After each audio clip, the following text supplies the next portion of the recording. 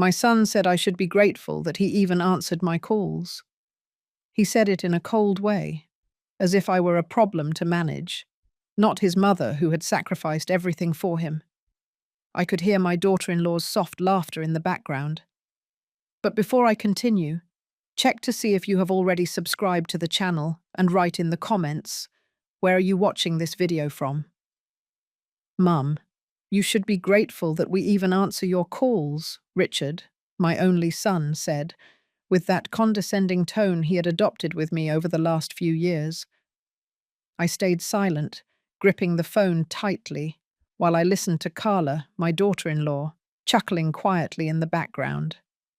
A laugh that told me everything I needed to know about what they really thought of me.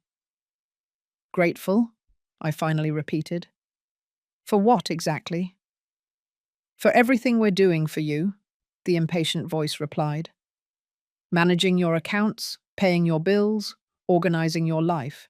You wouldn't have to worry about a thing if you would just let us handle everything. I wanted to remind him that for 40 years I was a chief accountant at a major Chicago hospital, that I raised 2 children alone after my husband passed away, that I balanced family budgets during times of galloping inflation. But instead, I just took a deep breath.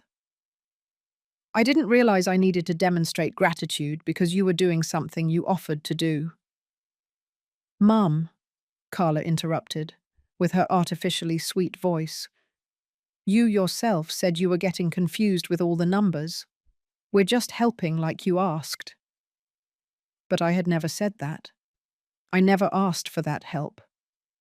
It started subtly, a few months after I moved closer to them following my retirement. First, it was the suggestion to put accounts on automatic debit. Then came the idea of a power of attorney just for emergencies. Afterward, papers to sign during Sunday brunch, always presented in a hurry, always when I was distracted. I'm going to hang up now, I replied, surprisingly calm. We'll talk later. When I hung up the phone, the house felt too quiet. I prepared a tea and sat at the kitchen table where I had so often helped Richard with his homework, where I had planned birthdays, calculated budgets, written cards to my late husband, Charles. What hurt the most wasn't their distrust of my capability, but the cruelty disguised as care. You should be grateful. As if my existence was a burden they were generously enduring. The next morning, I called the bank.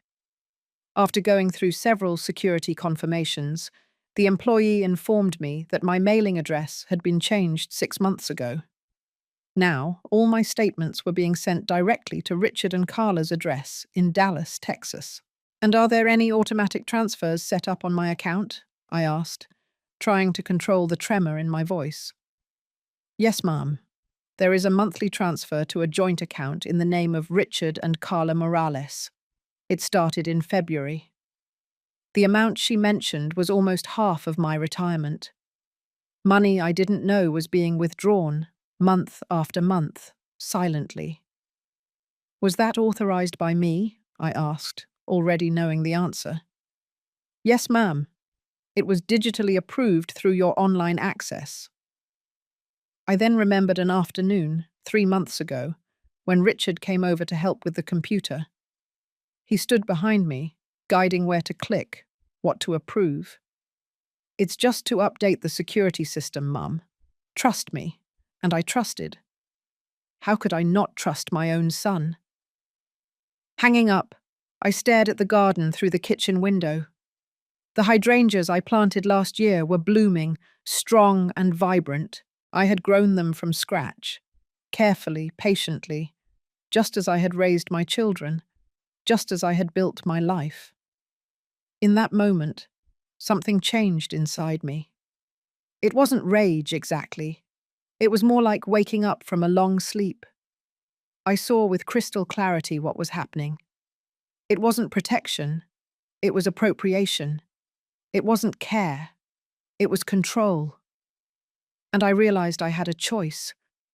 I could continue to be the docile, grateful mother they wanted me to be, slowly fading away while they managed my life until the end. or I could show them exactly who I was. The woman who survived losing her husband at age 43, raised 2 children alone, worked 2 jobs to pay for college, and became the first woman to reach the position of Chief Financial Officer at St. Mary's Hospital. The next day, I put on my best clothes, a navy suit I saved for special occasions. I put on my lipstick and took a cab downtown. My destination was not the local bank where Richard had kindly helped me set everything up. It was the Bank of America in San Francisco, where I had opened my first account 4 decades ago. It was time to take my life back, one document at a time. The bank manager, Mr. Johnson, was a man in his 50s, with kind eyes behind thin-rimmed glasses. He listened to my story attentively, without interrupting, occasionally taking notes. "Unfortunately, Mrs. Miller, what you are describing is much more common than we would like," he said when I finished. "It's called elder financial abuse, and we have seen a significant increase in recent years." Abuse. The word hit me like a slap. It was ugly, harsh, definitive, but it was accurate. "What can I do?" I asked, keeping my voice steady. "We can start by blocking the automatic transfers and revoking the digital access your son has to your account. We are going to issue new cards and passwords and change the mailing address back to yours." He hesitated, adjusting his glasses. "I must warn you that your son will likely be notified of these changes by the system." "Let him be notified," I replied, feeling a determination I hadn't experienced in years. I have nothing to hide. As Mr. Johnson worked on the computer, implementing the changes I had requested, I thought about how I had reached this point. How my son, that little boy I had cradled in my arms, transformed into someone capable of treating me this way. It was gradual, I realized. It began shortly after I moved closer to them, 3 years ago. Small comments about how I was confused about dates. Exaggerated concerns when I forgot something trivial. Small offers of help that, looking back, were the first steps toward assuming control. "All set, Mrs. Miller, all done," Mr. Johnson said, bringing me back to reality. "The password for your new card will arrive in a separate mailing. We have also blocked any attempt to access your account without your physical presence and identification here at the branch." He handed me a card. "This is Dr. Jennifer Salas, an attorney specializing in elder rights. I strongly suggest you consult her. She can help with other protective measures that go beyond what we can do here at the bank." I thanked him and put the card in my purse. On the way home, I felt a strange mix of relief and sadness. Relief for taking the first steps to regain my autonomy. Sadness because those steps were necessary. The phone was already ringing when I walked into the house. Richard's name flashed on the screen. I let it ring. It rang again 10 minutes later. And again. On the 6th call, I finally answered. "Mum, what the heck did you do?" His voice was shaking with anger. "I just got notifications from the bank saying my access to your account was revoked and the transfers were cancelled." "Yes," I replied calmly. "I made some changes today." "Changes? You can't just do that. We had an agreement." "What agreement, Richard? The one where you transferred my money to your account without telling me? Or the one where you changed my mailing address so I would never see my own bank statements?" Silence on the other end. Then his voice changed, adopting that conciliatory tone I was beginning to hate. "Mum, you're confused. We talked about this, remember? You agreed it would be simpler if we managed everything for you." "I never agreed to that," I replied firmly. "I never agreed to you withdrawing half of my retirement every month. I never agreed to you hiding my bank documents from me." "It's for your own good," he finally burst out. "Do you think you can handle everything, alone at your age?" You didn't even notice what we were doing for 6 months. His brutal honesty was almost refreshing. Finally, the true face behind the mask of concern. I didn't notice because I trusted you, I replied. That was my mistake. I'm not going to repeat it. What does that mean? He asked, his voice suddenly cautious. It means I'm taking back control of my finances, and if I discover more things you did without my knowledge or consent, I will take the necessary measures. Measures? Are you threatening me, Mum? I'm informing you of my decision, Richard, as an adult to an adult. He laughed, a cold, incredulous sound. Sure. We'll see how long this lasts before you're begging for our help again. After hanging up, my hands were shaking so much I could barely prepare a tea. Not from fear, but from a pent-up fury I hadn't felt in decades.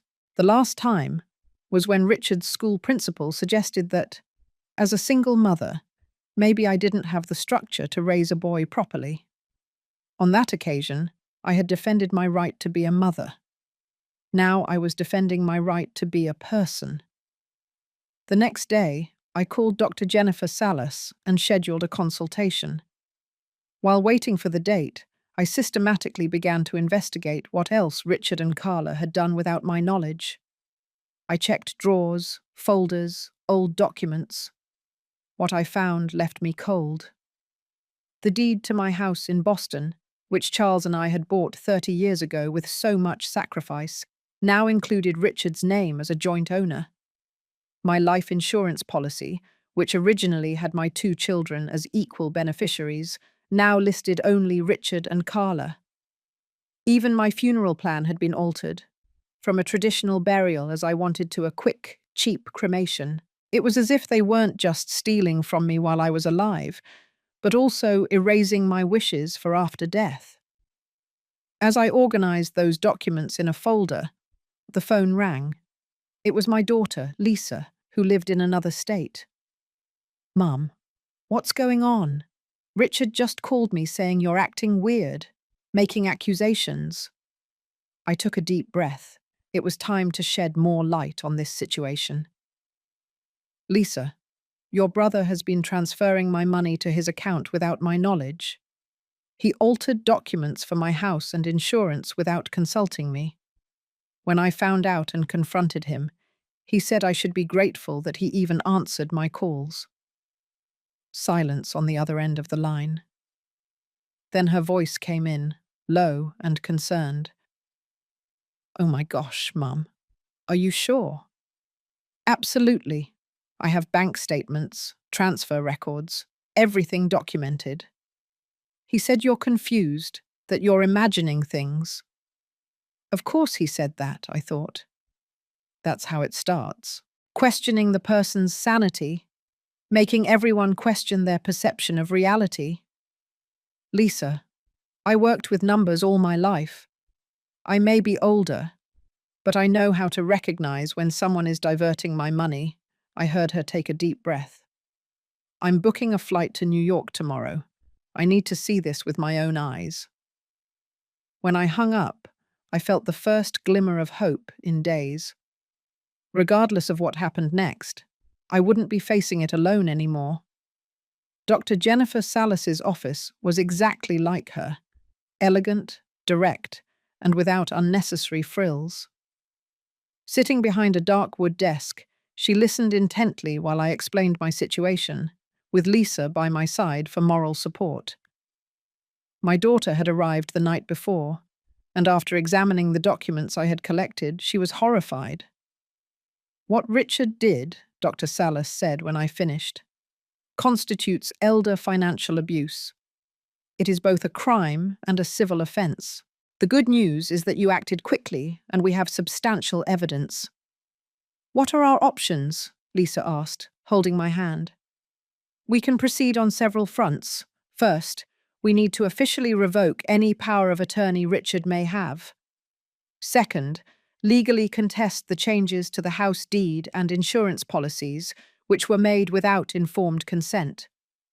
Third, we can file a civil lawsuit to recover the diverted funds. The attorney paused, looking directly at me. There is also the option of filing a criminal complaint. What your son did is fraud. The word hung in the air, heavy and irrefutable. Fraud. Crime. My own son. I want back what is mine, I finally said. But I don't know if I want to see my son in jail. Dr. Salas nodded understandingly. Many families feel the same way. We can start with the civil measures and see how Richard responds. If he cooperates, returns the funds, and signs the necessary revocations, perhaps we can avoid the criminal path. We left the office with a clear plan of action and a renewed sense of purpose. Lisa, who was always the peacemaker in the family, was quietly furious. I never imagined Richard would do something like this, she said as she drove back to my house. I always thought Carla was materialistic, but this is another level. People do terrible things when they think they're in the right, I replied, looking out the window at the passing trees, and when they think no one is watching. That night, Lisa and I reviewed more documents, finding even more evidence of the gradual control Richard had assumed over my financial life. Credit cards opened in my name, utility accounts transferred to his address, even an initial consultation with a real estate agent about selling my house, all without my knowledge. It was as if they weren't just stealing from me while I was alive, but also erasing my wishes for after death. As I organized those documents in a folder, the phone rang. It was my daughter, Lisa, who lived in another state. "Mom, what's going on? Richard just called me saying you're acting weird, making accusations." I took a deep breath. It was time to shed more light on this situation. "Lisa, your brother has been transferring my money to his account without my knowledge. He altered documents for my house and insurance without consulting me. When I found out and confronted him, he said I should be grateful that he even answered my calls." Silence on the other end of the line. Then her voice came in, low and concerned. "Oh my gosh, Mum, are you sure?" "Absolutely. I have bank statements, transfer records, everything documented." "He said you're confused, that you're imagining things." Of course he said that, I thought. That's how it starts. Questioning the person's sanity, making everyone question their perception of reality. "Lisa, I worked with numbers all my life. I may be older, but I know how to recognize when someone is diverting my money." I heard her take a deep breath. "I'm booking a flight tomorrow. I need to see this with my own eyes." When I hung up, I felt the first glimmer of hope in days. Regardless of what happened next, I wouldn't be facing it alone anymore. The doorbell rang at 9 o'clock in the morning the next day. Richard was at the door, with Carla right behind him. Their faces showed a mix of rage and false concern when they saw Lisa open it. "What are you doing here?" he asked abruptly. "Visiting our mother," Lisa replied coldly. "Something you should try doing without bringing her paperwork to sign." His face turned red. "What are you talking about? Who filled your head with that nonsense?" "Bank statements aren't nonsense, Richard," I responded, appearing behind Lisa. "Nor are the adulterated deeds or the altered insurance policies." "Can we come in and talk like adults?" Carla intervened, her professional smile firmly in place. "I think there's been a huge misunderstanding. We let them in, but we didn't invite them to sit." Instead, Lisa placed the folder of documents we had organized on the living room table. "Misunderstanding?" she repeated, opening the folder. "Then explain why $2,500 comes out of Mum's account every month directly into your joint account. Explain why her name was removed as the sole owner of the house she paid for. Explain why you were consulting with realtors to sell this house without her knowledge." Carla's smile wavered. Richard ran his hand through his hair, a gesture he had made since childhood when he was caught in a lie. "We were just organizing everything for the future," he said, his voice lower now. "Mum is getting older. She needs supervision. The financial arrangements were just to make sure everything was in order." "What order?" I asked, keeping my voice calm. "The order where you two control everything and I don't have access to my own accounts. The order where you can decide to sell my house behind my back." "We weren't going to sell without telling you," Carla exclaimed. "We were just exploring options for when you might need more intensive care." "And when would that be?" Lisa asked. "When you two decided it was time. When the house was worth more. When you needed the money for something." Richard stepped forward, pointing his finger at Lisa. "You have no right to question our intentions. You're miles away. You show up once a year at Thanksgiving while we're here daily taking care of her." "Taking care or looting?" Lisa countered. "Enough." My voice cut through the argument. Everyone turned to look at me, surprised by the volume and the force. "I'm not a child for you to fight over how to care for me. I am an adult, with all my rights and mental faculties intact. And I am informing you too," I said, looking directly at Richard and Carla, "that I have hired an attorney. I want all my money back. I want my name restored as the sole owner of the house. I want all powers of attorney and authorizations revoked." Richard paled. "You hired an attorney? Against your own son? Against people who abused my trust?" I corrected. "The fact that one of them is my son only makes it more painful, not less wrong." Carla let out a short, incredulous laugh. "This is ridiculous. We were just trying to help. If you want to be ungrateful after everything we did, fine. Let's go, Richard." She turned to leave, but Richard remained motionless, his eyes fixed on mine. "Do you really believe we stole from you?" he asked, his voice almost a whisper. "I don't believe. I know. I have the evidence right here." He looked at the documents on the table, then back at me. Something in his eyes shifted. It wasn't repentance exactly, but maybe the first glimmer of understanding. "What do you want me to do?" he finally asked. "Return what you took. Sign the documents Dr. Salas will prepare. Respect my autonomy from now on." "And if I don't?" "Then we will face a judge," I replied simply, "and all of this evidence will be presented in court." Carla, who was at the door, backed up a few steps. "You're lying. You wouldn't sue your own son." I looked at her with a calm that surprised even myself. "Try me." After they left, Lisa hugged me tightly. "Mom, you were incredible." I returned the hug, feeling the trembling in my legs now that the adrenaline was starting to drop. "I'm tired of being seen as weak just because I'm old. Tired of pretending I don't see what's happening for fear of causing problems." "You were never weak," Lisa said. "You were just too kind. There's a difference."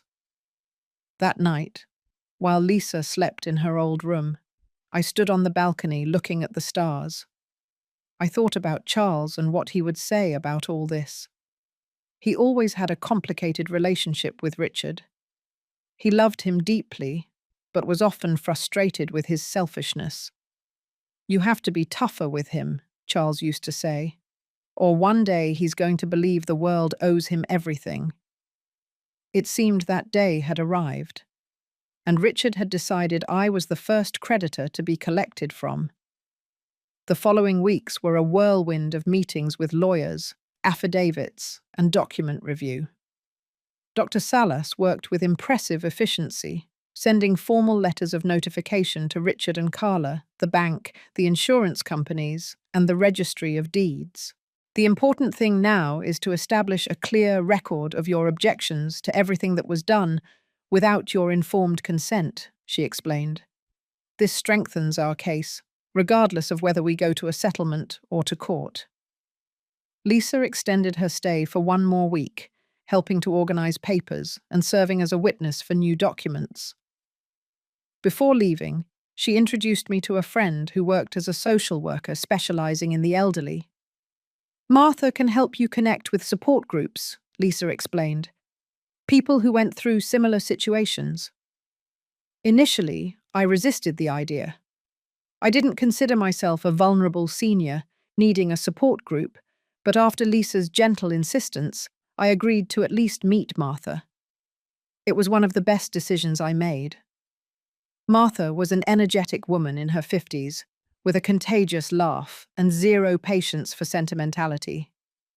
"What your son did is criminal," she said directly at our first meeting, "but unfortunately it is also incredibly common. You are not alone in this fight." She invited me to a meeting of what she informally called the Resistance Club, a group of older adults who had faced or were facing financial abuse by family members. At first, I sat silently in the circle, listening to stories that resonated painfully with mine. A 75-year-old woman whose nephew had mortgaged her house without her knowledge. An 83-year-old man whose son had emptied his retirement savings. A 70-year-old widow whose daughter had sold her family jewelry while she was in the hospital. "The worst part isn't the money," said Vera, an elegant woman of 81 who would become one of my closest friends. "It's the betrayal. It's hearing, 'You should be grateful,' when we question. It's being treated like incompetent children by people we raised."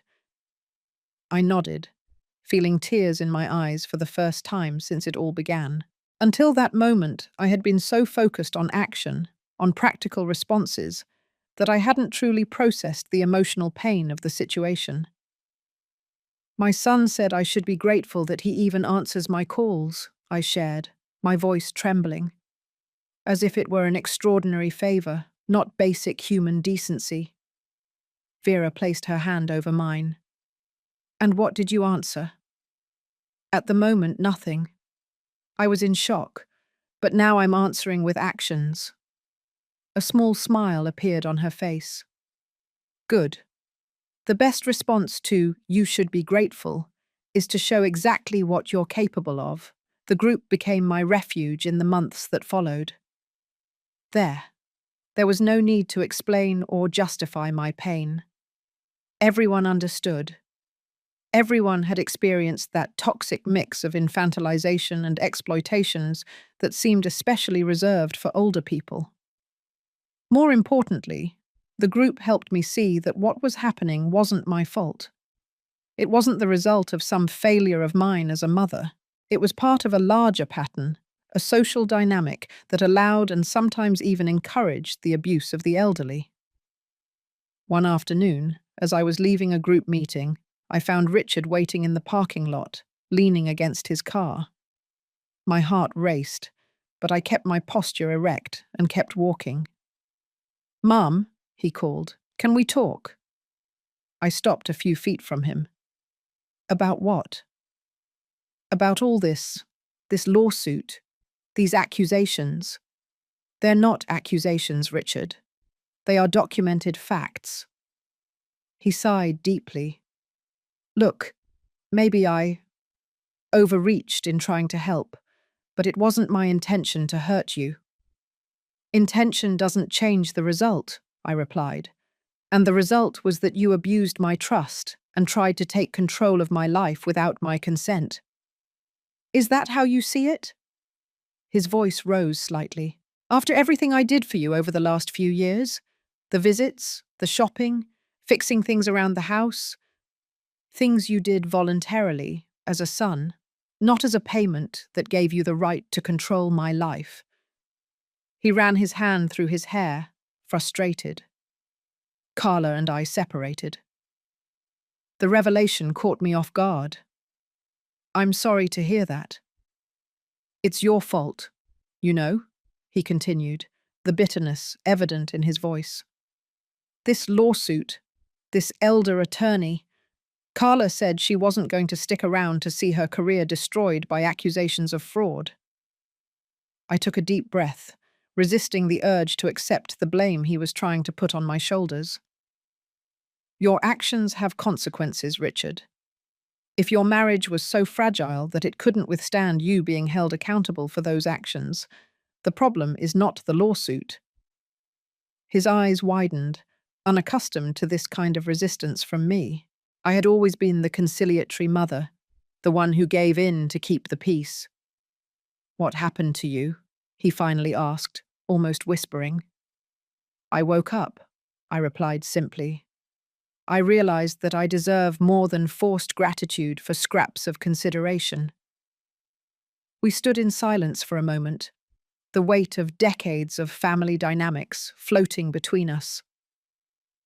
"Dr. Salas sent the documents to your lawyer," I finally said. "Revocation of power of attorney, restoration of the house title, restitution plan for the funds." He nodded stiffly. "I saw it. Are you going to sign?" Richard looked at the ground, then back at me. "Do I have a choice?" "We always have choices, son. I choose no longer to be treated as incompetent. You can choose to do what is right, or face a judge." When he didn't answer, I turned to leave. "Mom," he called, his voice suddenly less confident. "After I sign, after everything is resolved, will we still be family?" The question caught me off guard. I stopped, but didn't turn around. "That depends more on you than on me," I finally replied. "Family is more than blood, Richard. It is respect, trust, honor. You broke all of that. And it can't be fixed." The vulnerability in his voice almost made me turn. "Maybe. With time. With genuine actions, not empty words or false apologies." I kept walking to my car, feeling his eyes on my back. I didn't look back. In the following weeks, the legal process moved with surprising speed. Perhaps because the evidence was so clear, or perhaps because Richard finally realized the gravity of what he had done. He signed all the documents without further resistance. The deed to my house was restored, with my name as the sole owner. The automatic bank transfers were formally cancelled, and Richard agreed to a restitution plan for the funds he had diverted. The insurance policies were corrected, and the powers of attorney revoked. "It's a faster resolution than many cases I see," Dr. Salas commented at our final meeting. "There's usually a lot more resistance, especially from children who genuinely believe they are acting in their parents' best interest." "Richard knows what he did," I replied. "Deep down, he always knew." I left her office with a sense of conclusion, but not of triumph. There were no real winners in this situation. I had regained my financial autonomy, but at an immense emotional cost.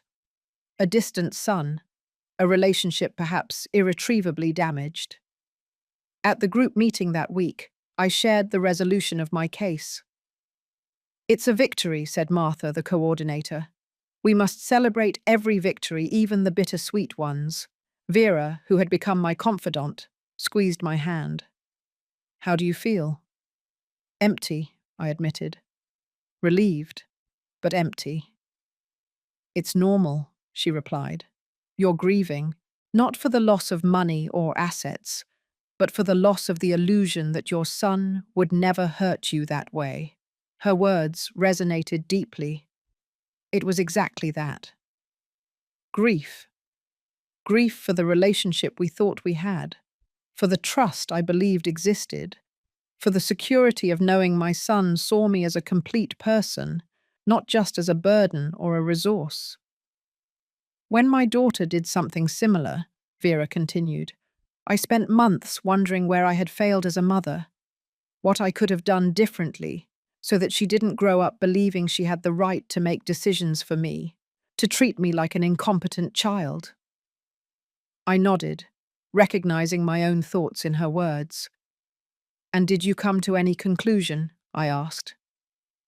"Yes," she replied with a small smile. "I concluded that the question was wrong. It wasn't about what I had done as a mother. It was about the choices she made as an adult. about the society that normalizes the lack of respect for older people, about a system that confuses aging with incompetence. After the meeting, I walked to the nearby park in San Diego and sat on a bench watching the children in the playground. Young parents watched attentively, assisting when necessary, but mainly allowing the little ones to explore on their own, even if it meant occasional falls and scraped knees. That's how I had tried to raise Richard and Lisa, providing support, but allowing independence. Helping, but not controlling. Where had it gone wrong with Richard? My phone rang, interrupting my thoughts. It was Lisa. "How are you, Mum?" Her voice sounded concerned, even from miles away. "I'm fine, dear. The documents were all signed. Legally, everything is resolved." "And emotionally?" I hesitated. "Complicated. I have good days and tough days." "You did the right thing," she reassured me. "What Richard did, I can't even imagine how he thought that was acceptable." "He thought I wouldn't notice," I replied. "Or worse, he thought I should be grateful for his help, even when that help was exploitation." We were silent for a moment. The gravity of the situation floated between us. "Richard called me yesterday," Lisa finally said. My heart raced. "What did he want?" "To talk about you, actually. He sounded different, less defensive. He said he's starting therapy." "Therapy?" I repeated, surprised. "Yes. Apparently, the divorce and this whole legal process forced him to face some things about himself. He mentioned that the therapist suggested he might have unresolved issues with money and control."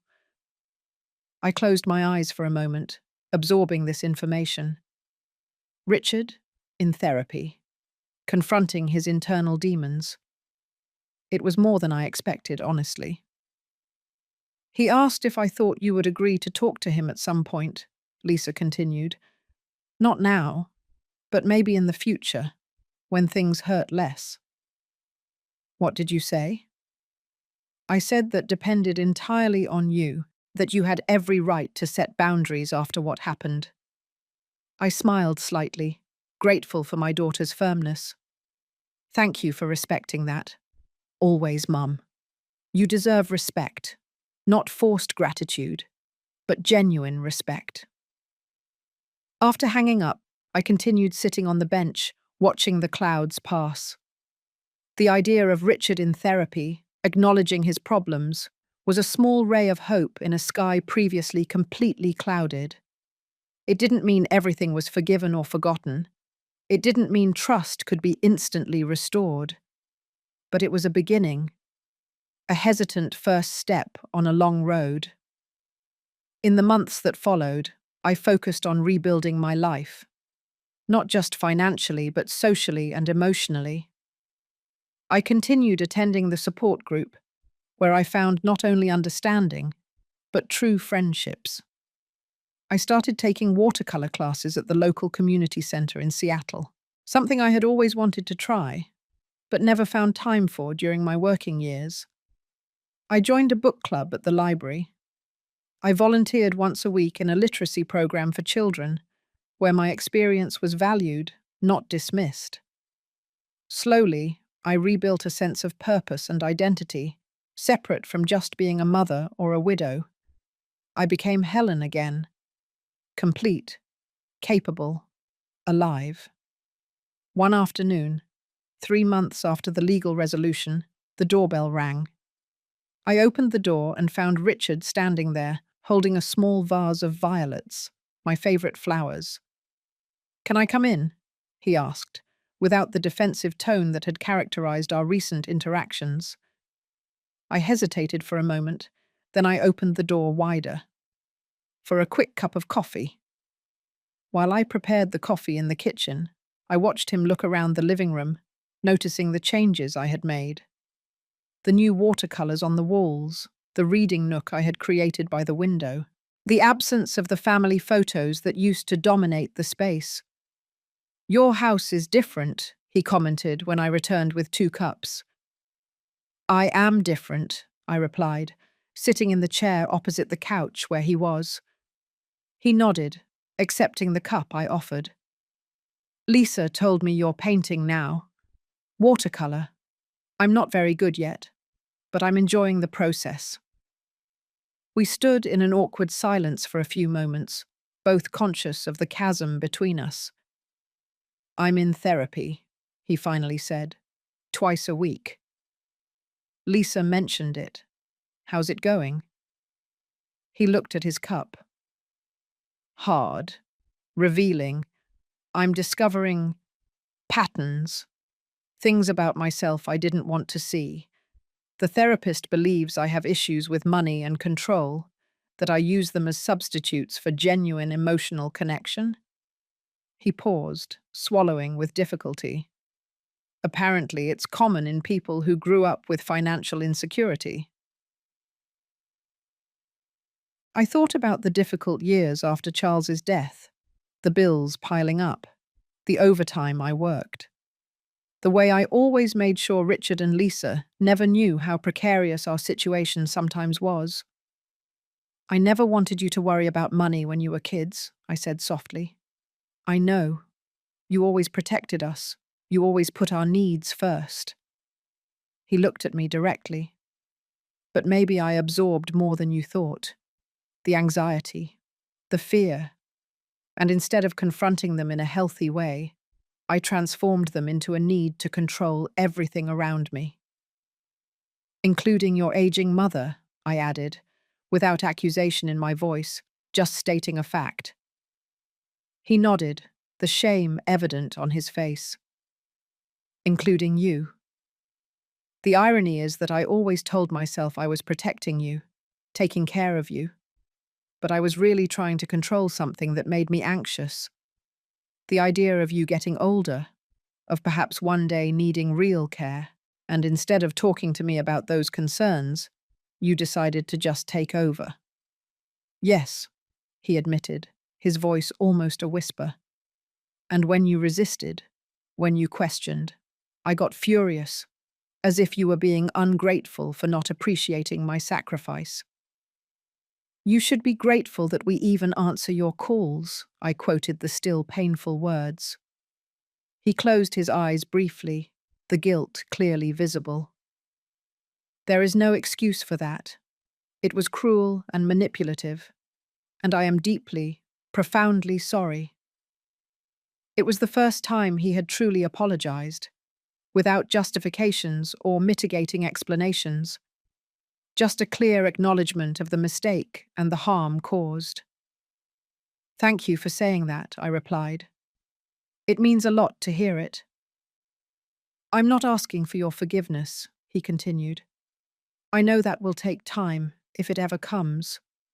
I just wanted you to know that I'm working on myself, trying to understand why I did what I did, and how I can become a better person." I nodded, feeling a complex mix of emotions, caution, hope, a pang of sadness for what we had lost. "I'm proud of you for seeking help," I finally said. "That takes courage." A small smile appeared on his face. "I learned from you. You were always the bravest person I know." When he got up to leave, a few minutes later, we stood awkwardly at the door, neither of us sure how to say goodbye. A handshake seemed too formal, a hug too intimate for where we were. "Can I call from time to time?" he asked. "Just to talk. No agenda, no attempts to help." I considered for a moment. "You can. I don't promise to always answer, but you can call." He nodded, accepting the boundary. "It's more than I deserve." After he left, I sat down again, looking at the violets he had left. They were beautiful, delicate, but surprisingly resilient, just like the fragile hope that was beginning to blossom in my heart. 18 months passed since that fateful phone conversation. 18 months since I heard my son say I should be grateful that he even answered my calls. A lifetime in some respects, just a moment in others. On a sunny spring Sunday, my house was full of voices, laughter, and the aroma of fresh coffee. The support group that had been my refuge in the toughest times was gathered to celebrate Vera's 83rd birthday, and she was more vibrant than ever. "Who would have thought," she commented as I poured more coffee, "that a group formed because of family betrayals would become our new family?" I looked around the room. At Martha, at Manny, at the other group members who had become dear friends. People who understood, without need for explanation, the complex path we had travelled. People who would never ask why we weren't grateful for the treatment we received. "The family we choose," I replied, raising my cup in a toast. The doorbell rang and I went to open it, finding Lisa at the door with her husband and children. Behind them, more hesitantly, was Richard. "Hope you don't mind," Lisa said, hugging me. "We found Richard in the parking lot. He said you had invited him for lunch too." "I did invite him," I confirmed, opening the door wider. "Everyone come in." The last few months had brought gradual changes in my relationship with Richard. Not a complete reconciliation. Some wounds were too deep to heal entirely, but a careful reconstruction, brick by brick. His therapy continued, mine too. Sometimes we had joint sessions, unraveling decades of complicated family dynamics under the patient guidance of a therapist. When I walked into the living room, introducing my biological family to my resistance club, as Martha jokingly called our group, I felt a strange sense of completeness. Not because everything was perfect, far from it, but because every person in that room represented an important part of my journey. Vera, who taught me that resilience was not just surviving, but thriving. Martha, who showed me that it's never too late to discover new aspects of myself. Manny, whose friendship had blossomed into a relationship neither of us expected in our golden years. Lisa, whose unwavering loyalty had been my foundation in the toughest moments. Her children, my grandchildren, who reminded me that life continues, constantly renewing itself. And Richard, my son who had done terrible things for complicated reasons, my son who was fighting to be better, to understand his own demons, my son who had learned, painfully, that love without respect is not real love. While everyone talked, mixing with initial curiosity and then with increasing animation, Richard approached me in the kitchen where I was preparing more appetizers. "It's an interesting group," he commented, nodding toward Vera and the others. "They seem to genuinely appreciate you." "They know me," I replied simply. "Not just the idea of me or the version of me they wish me to be. They see me as I am." He nodded, helping me place the appetizers on a tray. "I'm trying to do that too, see you as you are, not as I thought you needed me to be." I looked at him, this adult man who was once the small child who held my hand so tight on the first day of school. This man who had hurt me so deeply and who was now trying, day after day, to repair the damage he had caused. "I know you are," I acknowledged, "and I appreciate the effort." "It's not effort," he said, surprising me. "It's growth, painful sometimes."